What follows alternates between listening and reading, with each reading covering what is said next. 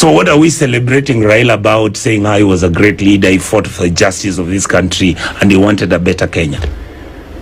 If when the same very things that this man Raila was talking about are the ones we are doing just after he has died a day after. In the morning of... Yeah, so I don't believe in William anymore. I don't believe in the president anymore. And I don't understand why he's doing those things which Kenyans are telling him, don't do that. We are beyond that. We left abductions. We left detention. I mean, the president said Raila was a hero because he was detained unfairly. So what are you saying, Mr. President, when you are having more than 250 kids who are actually being slaughtered? That, for me, logic of yours doesn't add up. Ladies and gentlemen, on Wednesday morning is when we woke up to the breaking news. Raila Amolo Odinga was no more. The country was set in shock. Every Kenyan who followed and trusted in whatever Baba Raila Amolo Odinga told us was thinking of how could this have happened. We were all in utter shock. But as we were all shocked and trying to come into terms with the passing of Raila Amolo Odinga, something else was happening in State House.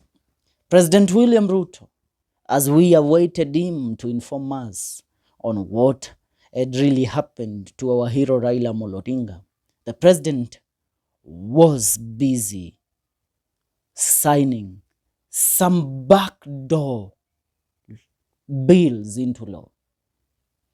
And that is one thing that we have said we are not going to tolerate. As Raila Amolo Odinga's news broke the internet, we were all concentrated on Raila Amolo Odinga. But to our surprise, while the people were converging at Karen home of Raila Amolo Odinga, President William Ruto was in State House live proceedings, him signing some certain bills into law. Bills that are so controversial that they had to be signed that morning no matter what. Doesn't matter that Raila was gone. Ruto did not accord the respect to Raila Amolo Odinga. Because the moment Raila Amolo Odinga had died, the moment the news had reached State House, Ruto should have called off the signing of those bills or whatever. But the man went ahead to make sure that these bills are signed into law. What are these bills? 8 of them that William Ruto took advantage of Raila Amolo Odinga's death to sign them into law, as we were not keen with other matters because we were all in shock trying to come in terms with the laws of our leader Raila Amolo Odinga. Raila passed, but his legacy is far from sealed. In death, he cannot answer for the final, fatal compromise he made, and neither can Ruto. The youth, the people who once reverently called him Baba, cannot be silenced by mourning. We will demand the truth. We will demand accountability, and we will demand that those 8 lost, hastily sighed in the shadows of grief, be recalled immediately and irrevocably. When the news broke that President Ruto, exploiting the atmosphere of national shock, asserted to 8 contentious bills on the very day Raila died, many sensed a calculated move to bury the laws under the weight of emotions. Among these is the Computer Misuse and Cybercrimes Amendment Bill 2024, which grants the government sweeping power to block or shut a website, social media accounts, or entire platforms suspected of promoting illegal activity, without prior court orders in many cases. This bill empowers authorities to preemptively order the removal or suspension of online content, declare sites or apps illegal, and mandate that platforms or device users delete material, sometimes in clandestine summary fashion. It sharply broadens definitions of cybercrime, including impersonation, identity theft, e.g. SIM swapping, harassment, phishing, and more, but in doing so threatens to blank out dissenting voices and the digital activism upon which Kenyans youth rely. It is not merely about shutting a page or blocking a tweet. It is about choking civic breathing. It is about handing the state near instantaneous control over what is legal speech. Under the guise of public order or security, when critics warned that such a law could be misused to muzzle dissent, they were not paranoid. They foresaw exactly this consolidation of censorship. What the government calls amendments for the modernization are in practice instruments of control. The timing at a moment when the public is grieving, distracted, and emotionally vulnerable suggests these laws were unleashed not to strengthen justice but to shrink space for scrutiny. In this light, the grief over Raila's death must not extinguish our vigilance. The youth who once rallied around his resistance now have reason to stand in open opposition. We will not let his passing become an exercise for tyranny. We will not allow the public outrage that once trade Raila's hardship to be diverted into mourning alone. We demand that every one of these 8 bills be repealed, suspended, or treated as null and void, especially the cybercrime law that gives the state the power to silence dissent without due process. Let me name what must be undone and what must be upheld. Recall the Computer Misuse and Cybercrime Amendment Bill 2024 in its newly expanded form. Immediately, its granting of sweeping preemptive powers to block platforms or content without court orders is too dangerous to stay on the books. Number 2, a moratorium on enforcement of all new provisions of that law, including removal orders, suspension, or device level takedown until a full public constitutional review is completed. Number 3, transparent investigations into who drafted and pushed these laws, with public hearings to expose whether they were rammed through during the emotional vulnerability following Raila's death. Number 4, reform of oversight mechanisms, ensuring that any future digital regulations must pass judicial scrutiny, public input, and protection for the free speech. No summary takedowns. Number 5, restoration of trust by opening dialogues, especially with the youth, to shape how Kenya regulates the digital sphere, not via decrees behind closed doors. Number 6, sunset clauses on all such laws so that they must be reauthorized periodically, not become permanent tools of state control. Number 7, judicial safeguards to require that any takedown or shutdown order is judicially reviewed and justified with impartial judges, not unilateral executive action. Number 8, protection for whistleblowers, journalists, activists whose work depends on digital platforms, affirming that lawful criticism and dissent cannot be criminalized by vague new definitions. These demands are not reckless. They are non-negotiable. They are the bare minimum that preserves democracy from collapse. Yes, Raila betrayed many when he shook hands with Ruto, but his betrayal should not become the pretense for a broader betrayal of the nation. If we allow these 8 bills to stand unchanged, the next generation will inherit a more fulsome form of oppression than any handshake could signal.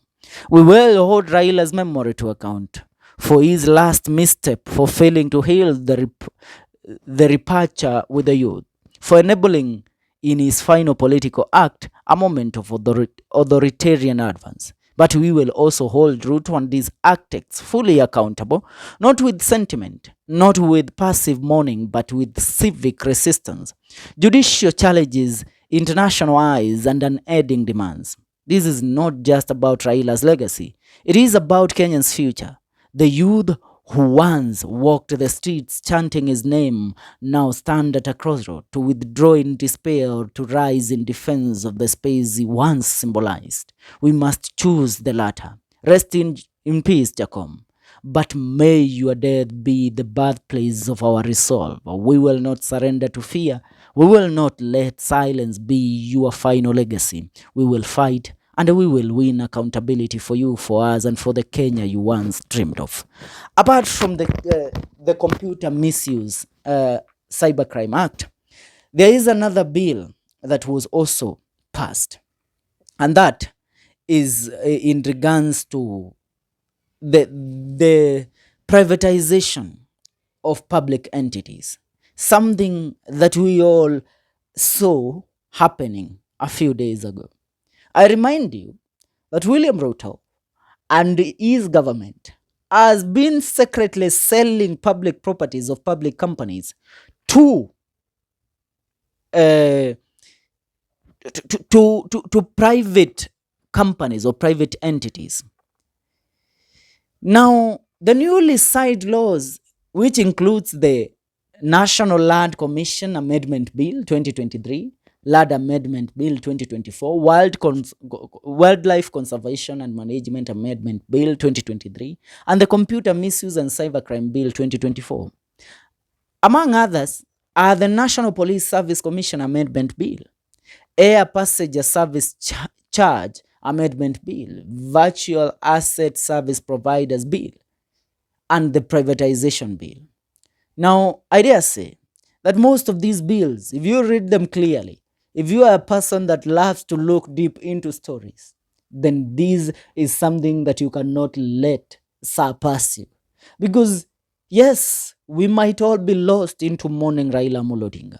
We might all be into the state where nothing seems to make sense to us right now because Baba is gone.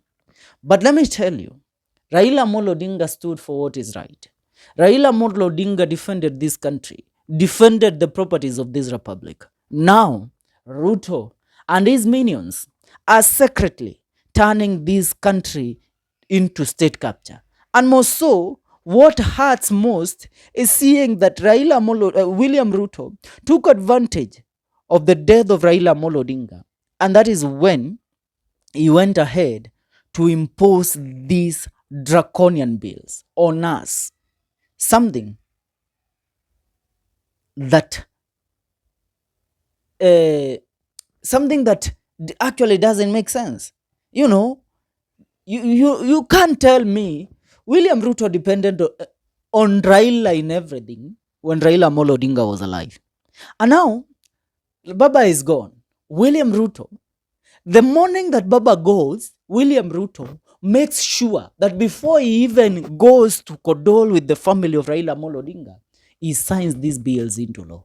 These are bills, the bills of stealing public land and making it private land for William Ruto. The bills of selling Kenya Pipeline Company, Kenya Ports Authority, Kenya Airports Authority, those public entities that are owned by the people of the Republic of Kenya are going to be sold now because these bills have been turned into law. It's high time we rise. It's high time we oppose these draconian bills. They are going to take us down as a country. They are going to dirtify the legacy of one Raila Odinga. Raila stood for what is right. William Ruto, according to the cybercrime bill, he plans to start now taking down your social media accounts. He plans, if you rise through social media again, if you use TikTok to consolidate people, to call for people for a certain event that might be against what the government is saying, then TikTok will be shut down completely. I mean, this bill that was signed gives the government of the day a kill switch, a digital kill switch that once pressed, we have no defense on our side. We cannot defend ourselves. But allow me to remind William Ruto this one thing. Nepal, 1 month ago, did the same nonsense. According to law, they were given the said power to do so. They shut down social media in Nepal. The youth rose. And when the youth rose, they never stepped down until the regime that was in power was overthrown. So William Ruto, tread on this carefully, remembering that We, the Kenyan youth, were the first people to begin the Gen Z revolution. And you are not going to silence us no more. So tread carefully with these bills that you're trying to impose on us. The bills that you are trying to push down our throats. Tread carefully, Mr. President. That's what's up. Make sure you subscribe. This is the Kenyan Daily Report.